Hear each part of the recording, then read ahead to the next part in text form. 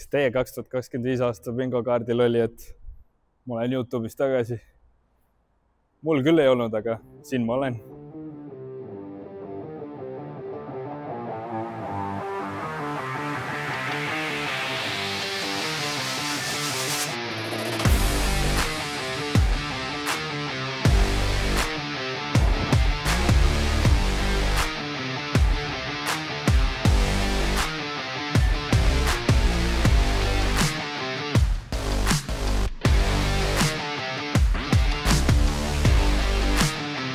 Ma ei tea, kui paljud inimesed on mulle kirjutanud, öelnud, osta uus BEM, tee jälle videoid, kus on vana Tiitus, miks sa BEM-i maha müüsid, kus sa kadunud oled, kas see BEM-i vend on see surnud YouTuber või? Okei, päris seda ei ole, ma olen ise ennast pidanud surnud YouTuberiks, aga see on minu uus E92. Ega ma päris täpselt ei julge teile lubada, mis sellest pillist saab, aga vaatame, kas ta esimese talve üle elab ja siis vaatame, mis järgmine suvi sellest saab. Aga praegult oleme me siin, et seda lähemalt vaadata. Alustame sellest, miks üldse E92. Sellepärast, et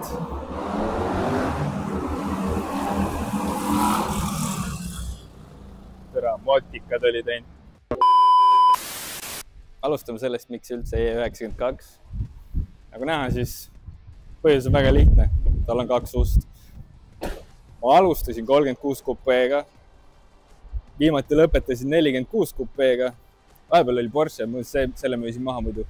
Sitaks igatsen, üliäge auto oli. Aga E92 täpselt sellepärast, et ta on kupee ja ta on järgmine generatsioon ja liigume edasi, on ju.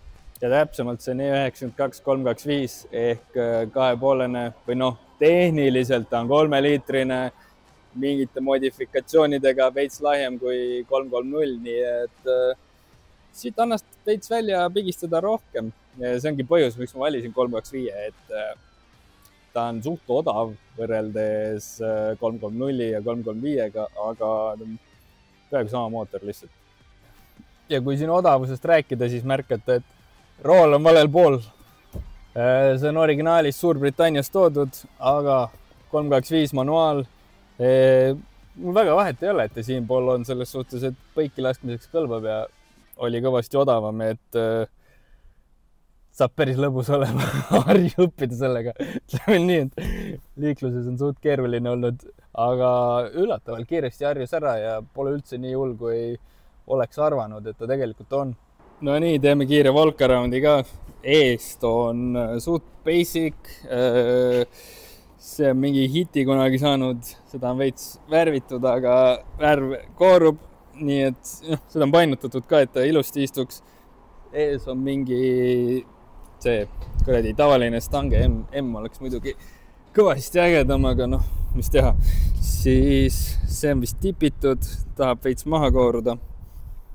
Külje pealt on tavaline väljed, mingid, mis need on nüüd? Viss oli väljed, 19 tolli, rehvid on suht siledad, stokkamordid, jah, midagi erilist ei ole, nii et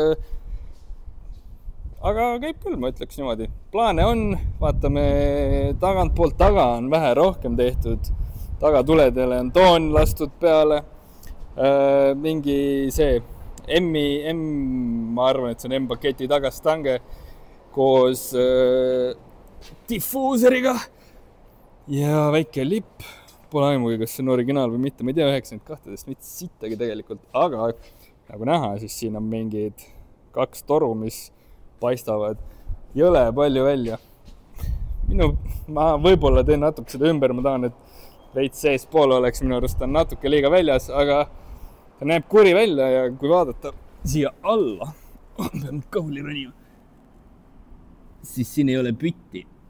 See pütt on mul hetkel pagasnikus ehk ta teeb päris retsi lärmi ja ma olen harjunud sellega. Põhimõtteliselt see on otse läbi, otse toru lihtsalt. Mul on universaalne katt seal vahel.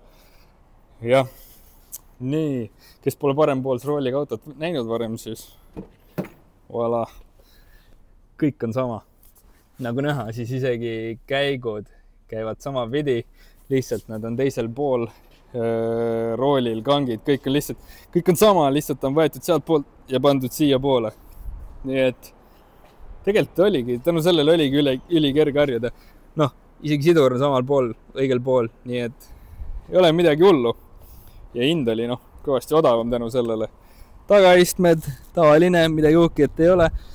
Saib mingi selle driftbari asjanduse kaasa. Selline ta ongi. Ma ütleks niimoodi, et ma olen üli rahul. Mul on üli hea meel, et mul on jälle mingi auto, millega pulli teha. Paneme ta käima nüüd, vaatame, mis häält ta teeb. Ma panen mikri sinna kõrvale. Nii, vaatame, kuidas see M3 otse turu kõlab. M3-l nad on vist tegelikult veits koos rohkem. Aga igatahes, mulle meeldib, kui on mõlemal pool 2 toru, aga lihtsalt ma eelistaks, et ma oleks natuke loog kiimad, aga see selleks paneme ta käima, mis ta teeb. Nii. Start nupuga ikkagi värki. See on ikka suht lärmakas. Iga kord, kui ma kodus hommikul ta tööle panen, siis mu naabrid lõba mul Porsche pärast ja ütlesid, et see teeb liiga palju häält, siis sellega karvan, nad said krepsu, kui ma sisse kolisin sellega sinna.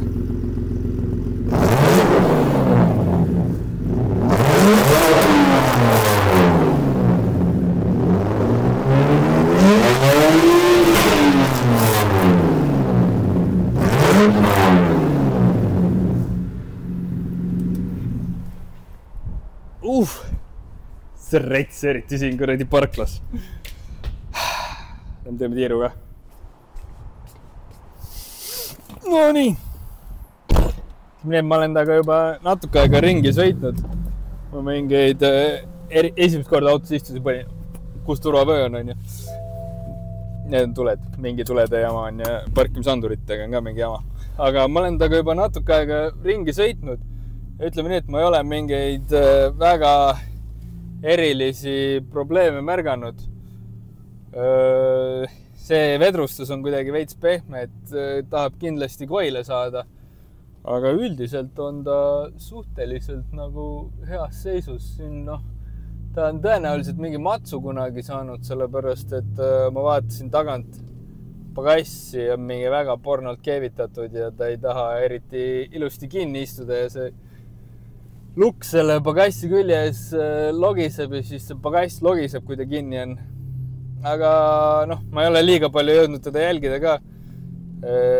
Roolivõimu õli valasin juurde peale seda, kui ostsin, aga ma ei oleks märganud, et mul mingit erilist loiku kuskil maas oleks, nii et ma ei tea, kas ta lekib või mitte, nii et ma arvan, et suht aus ost oli.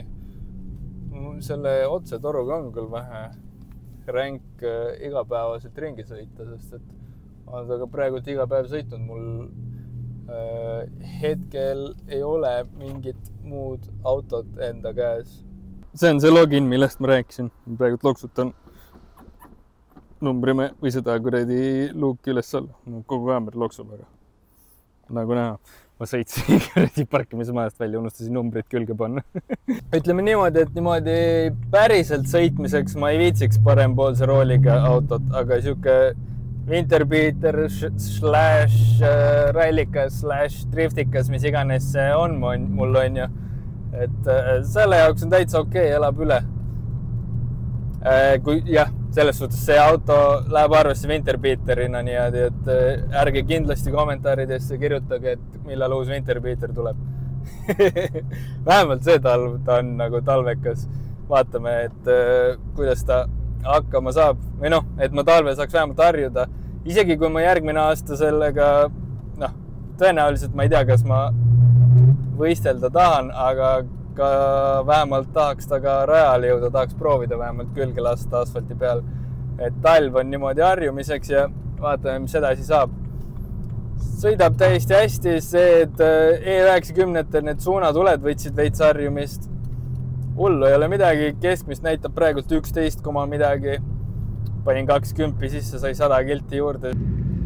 See on siis, millest ma rääkisin, et jõle veider on nagu olla paremal pool tee äärt ja ma kuidagi sõites niimoodi kuidagi kahtlaselt vajun vasakule.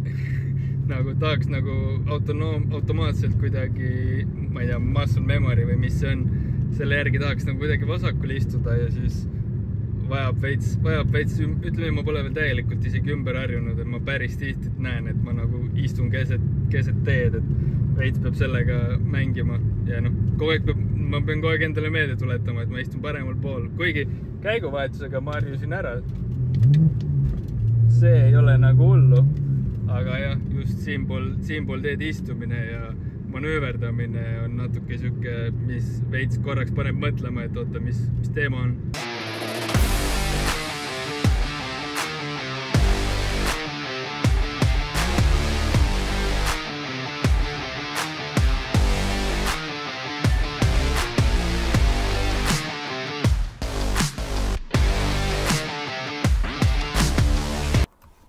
Pole üliammu siin käinud. Jõudsime A. Le Coq Arenale sellepärast, et me läheme pikale reisile ja see klipp, mida te teaseris alguses nägite, kus me mööda sõitsime. Vähemalt ma üritan seda praegult teha, nii et vaatame, mis saab. Paame selle siia maha ja hakkab pihta.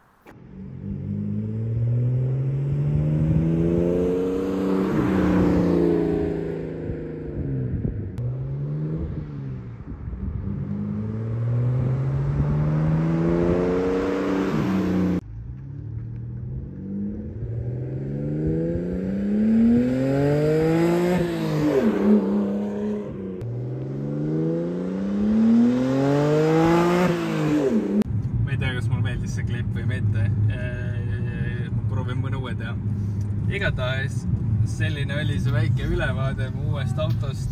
Ma loodan, et või noh, ma üritan sellega võimalikult palju contenti nüüd teha, nii palju kui ma jõuan. Tõenäoliselt ma päris iga nädal ei jõua, aga ma proovin, vaatame, kuidas läheb. Nii et ma loodan, et te olete rahul uue BEM-iga.